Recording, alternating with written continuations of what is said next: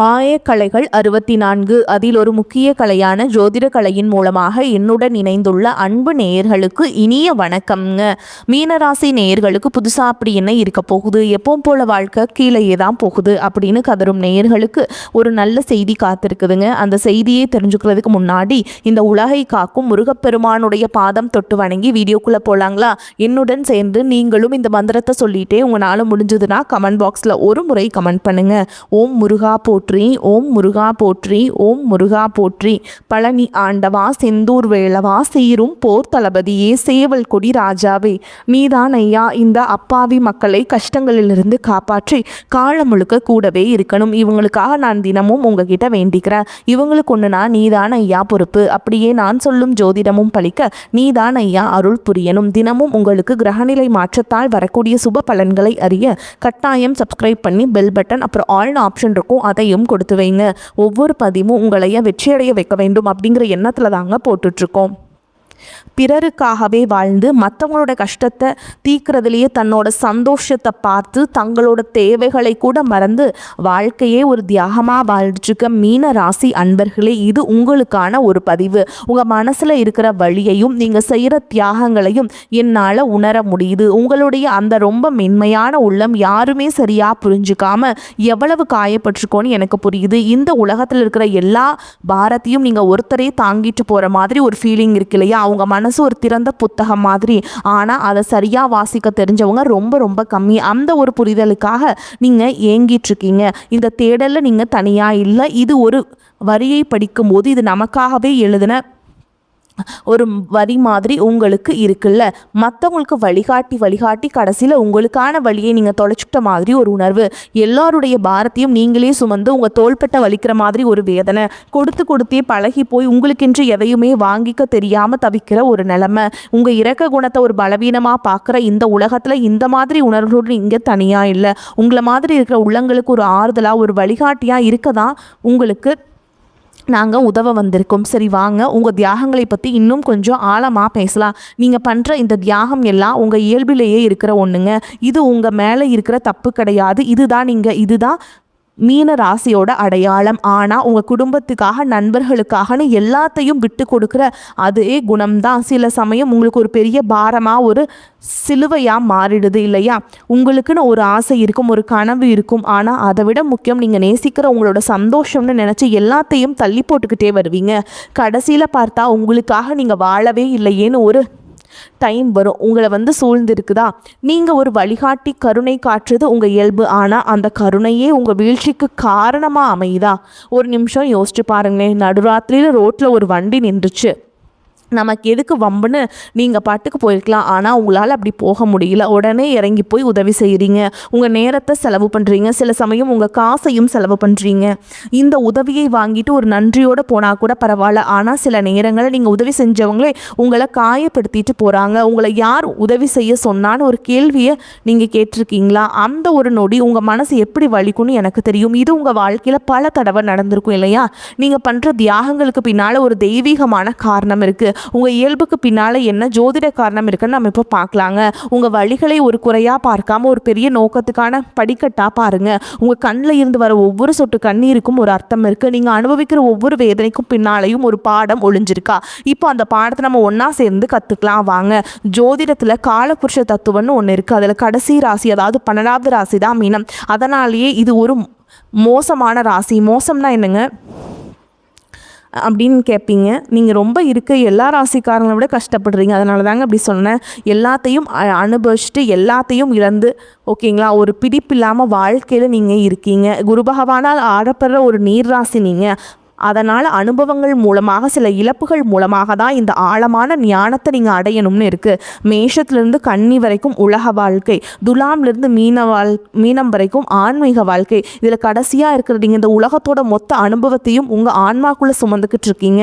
இப்போ இந்த பாருங்க, குருவோட 2 ராசிகளான தனுஷுக்கும் மீனத்துக்கும் இருக்கிற வித்தியாசத்தை இது ரொம்ப அழகாக சொல்லுங்க. தனுஷோட நெருப்பு ராசி, அவங்க ஒரு வாத்தியார் மாதிரி புத்தகத்தில் படித்த அறிவை வச்சு தத்துவங்களை வச்சு நேரடியாக பாடம் நடத்துவாங்க. ஆனால் மீனம் அப்படி இல்லைங்க. நீங்கள் ஒரு நீர் ராசி, ஒரு மோட்ச ராசி.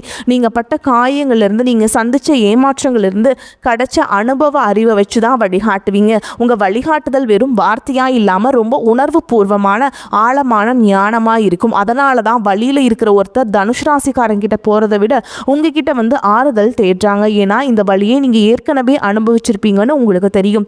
இந்த கேள்வி உங்கள் மனசோட ஆழத்தில் எப்போவுமே ஒளிஞ்சுக்கிட்டே இருக்குதா?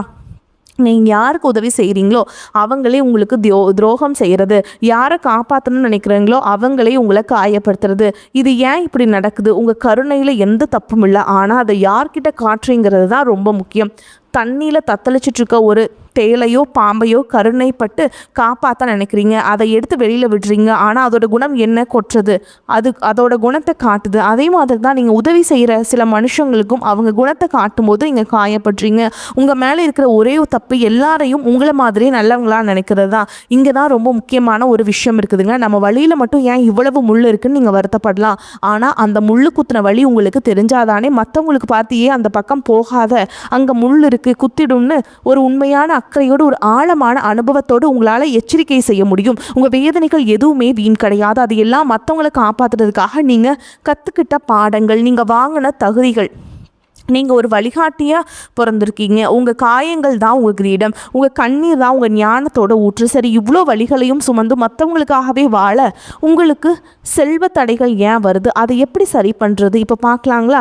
உங்கள் தியாகங்களுக்கு ஒரு முற்றுப்புள்ளி வச்சு வளமான வாழ்க்கையை நோக்கி போக ஒரு ரொம்ப சக்தி வாய்ந்த பரிகாரத்தை நான் இப்போ உங்களுக்கு சொல்ல போகிறேன். உங்கள் மனசை நல்லா ஒருமுகப்படுத்திக்கோங்க. முழு நம்பிக்கையோடு கேளுங்க. இது உங்கள் வாழ்க்கையவே மாற்ற போகிற ஒரு திறவுகோலாக இருக்கலாம். மீனராசிக்கு 6ஆம் அதிபதியாக சூரியன் உங்க தனஸ்தானமான 2ஆம் வீட்டில் உச்சமாறாருங்க. 6ஆம் வீடுங்கிறது கடன், நோய், எதிரி. 2ஆம் வீடுங்கிறது தன, வாக்கு, குடும்பம். இதுக்கு என்ன அர்த்தம்னா, நீங்க கொடுக்குற வாக்குறுதி, தேவையில்லாத பேச்சு, ஜாமீன் கையெழுத்து போடுறது, இதெல்லாம் உங்களுக்கு கடன் சுமையை கொண்டு வந்து சேர்க்கும். இந்த கிரக அமைப்பை சரி செய்ய நீங்க போக வேண்டிய இடம் திருவண்ணாமலை பக்கத்தில் இருக்கிற பர்வதமலை. பாறைகளும் மலைகளும் கஷ்டங்களை குறிக்கும் கிரகங்களான சனி, செவ்வாயோட அம்சம். அப்படிப்பட்ட கல்லும் முள்ளும் நிறைஞ்ச மலையில் கஷ்டப்பட்டு ஏறி அந்த மலை உச்சியில் இருக்கிற சூரியனோட அம்சமான மல்லிகார்ஜுன ஈஸ்வரரை நீங்கள் தரிசிக்கும் போது உங்கள் 6ஆம் வீடுங்கிற கஷ்டம் செலவாகி 2ஆம் வீடுங்கிற செல்வம் பலப்படும். உங்கள் கடன் பிரச்சனைகள் தீரும், செல்வ தடைகள் உடையும். முழு மனசோட முழு நம்பிக்கையோட இது ஒரு தடவை செஞ்சு பாருங்க. அடுத்து 90 நாட்களுக்குள்ள உங்கள் வாழ்க்கை ஒரு பெரிய மாற்றத்தை நீங்கள் உணர்வீங்க. எல்லாருனாலையும் பர்வதமலை ஏற முடியாதுங்கிறது எனக்கு புரியுது. வயசானவங்க, உடம்பு முடியாதவங்க யாரும் கவலைப்படாதீங்க. உங்களுக்கு ஒரு வழி இருக்குது. திருக்கோவிலூர் பக்கத்தில் அரகண்ட நல்லூர்னு ஒரு இடம் இருக்குங்க. அங்கே மலை உச்சி வரைக்கும் வண்டியிலேயே போகலாம். அங்கே இருக்கிற இறைவனை தரிசனம் பண்ணுங்க. அதுவும் முடியலனா சென்னை தாம்பரம் பக்கத்தில் மாடம்பாக்கத்தில் சுயம்பு லிங்கமாக இருக்கிற தேனுபுரீஸ்வரரை போய் வழிபாடு செய்யுங்க.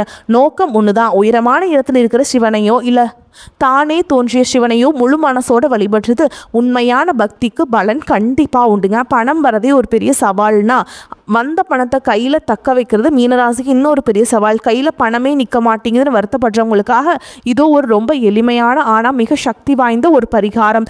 எவ்வளவோ சம்பாதிச்சாலும் கடைசியில் ஒன்றுமே இல்லையே மனசுக்குள்ளே குமுறுவீங்கள்ல, அந்த பிரச்சனைக்கு இது ஒரு நல்ல தீர்வாக இருக்கும். உங்கள் செல்வம் உங்கள் கையில் நிற்கணும்னா உங்கள் அறிவை தானமாக கொடுக்கணும். ஆமாங்க, ஞானக்காரகனான குருவோட ராசிக்காரங்க நீங்கள். அதனால் நீங்கள் கல்விக்கு உதவி செய்யணும். உங்கள் ஊரில் இருக்கிற ஒரு அரசாங்க பள்ளிக்கு போங்க. அங்கே படிக்கிற ஏழை குழந்தைகளுக்கு நோட்டு, பேனா, பேக்னு அவங்களுக்கு தேவையான பொருட்களை வாங்கி கொடுங்க. அதை வாங்கும்போது அந்த குழந்தைகளோட முகத்தில் ஒரு சந்தோஷம் வரும் பாருங்க. அதை உணருங்க. நீங்கள் இன்னைக்கு விதைக்கிற இந்த சின்ன கல்வி விதை நாளைக்கு உங்கள் வாழ்க்கையில் ஒரு பெரிய மரமாக வளர்ந்து உங்களுக்கு நிழல் கொடுத்து உங்கள் செல்வத்தை நிலைக்க வைக்கும். இது வெறும் தானம் இல்லை, உங்கள் எதிர்காலத்துக்கான ஒரு அருமையான முதலீடு. கொடுக்கறதால உண்மையான சந்தோஷம் இருக்குங்கிறத நீங்கள் உணர்வீங்க. கடைசியாக நம்ம எங்கே ஆரம்பித்தோமோ அங்கேயோ வருவோம். உங்கள் கருணை, உங்கள் தியாக குணம் அதெல்லாம் உங்கள் பலவீனம் கிடையாதுங்க. அதுதான் உங்களுடைய மிகப்பெரிய சக்தி.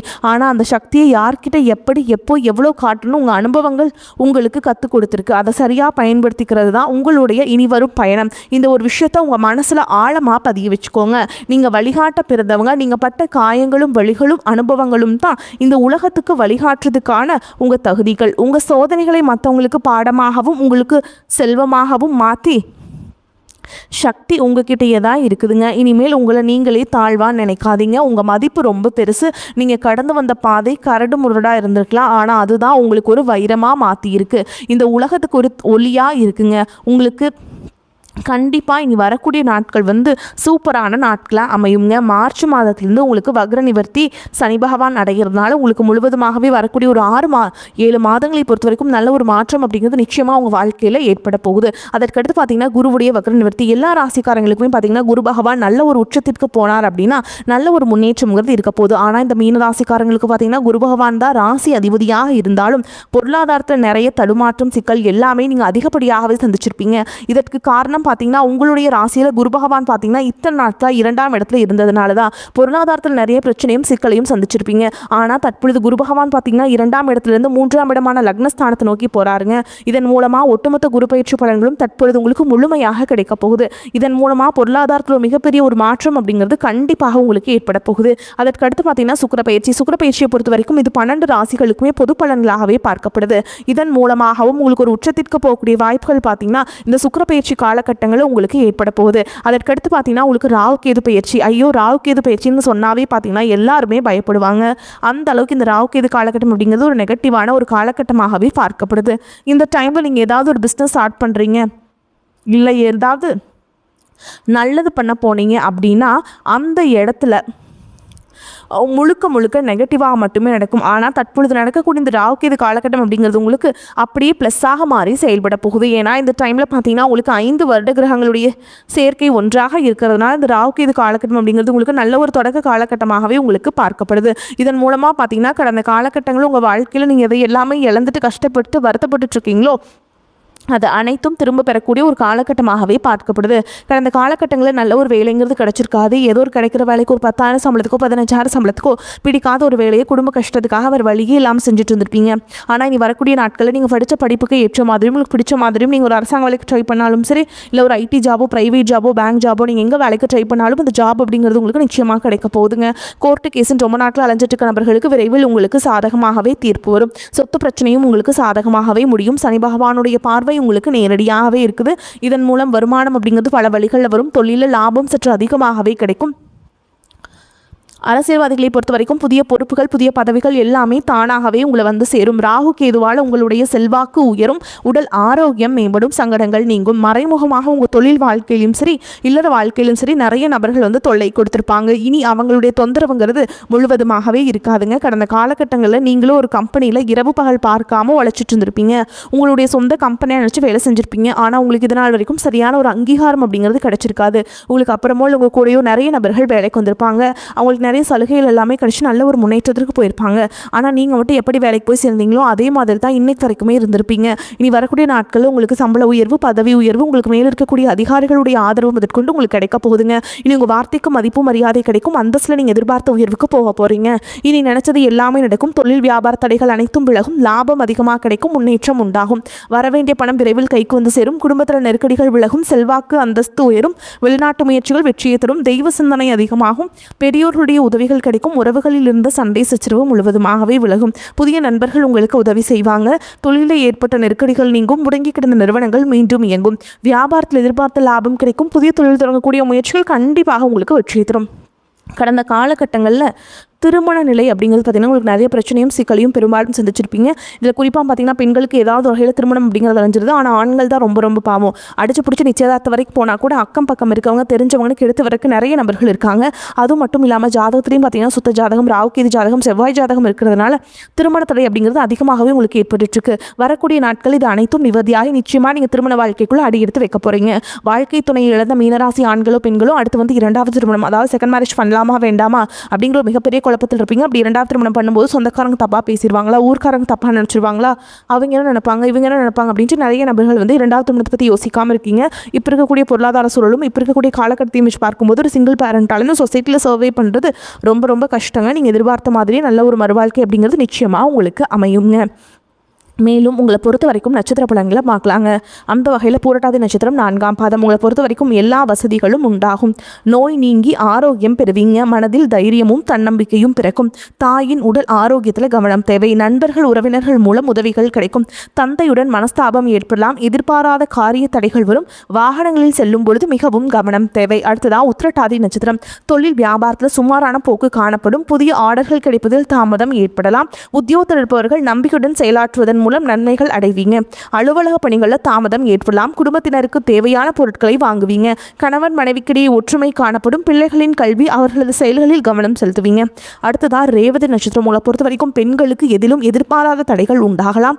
தன்னம்பிக்கையுடன் செயல்பட்டு காரிய வெற்றியை அடைவீங்க. கலைத்துறையினருக்கு நீண்ட நாட்களாக இருந்த மன அழுத்தம் நீங்கும்படியான சூழல் உருவாகும். உடன் இருப்பவர்களின் ஒத்துழைப்பு இருக்கும். எனினும் கவனத்துடன் செயல்படுவது நன்மை தரும். உங்களை பொறுத்த வரைக்கும் பரிகாரம் அப்படின்னா சாய்பாபாவை வணங்க எல்லா நன்மைகளும் உண்டாகும். வரக்கூடிய வாய்ப்புகளை தவறவிட்டாதீங்க. கெட்டியாக பிடிச்சிக்கோங்க. வாழ்த்துக்கள். வாழ்க வளமோடு நலமோடு. நன்றி, வணக்கம்.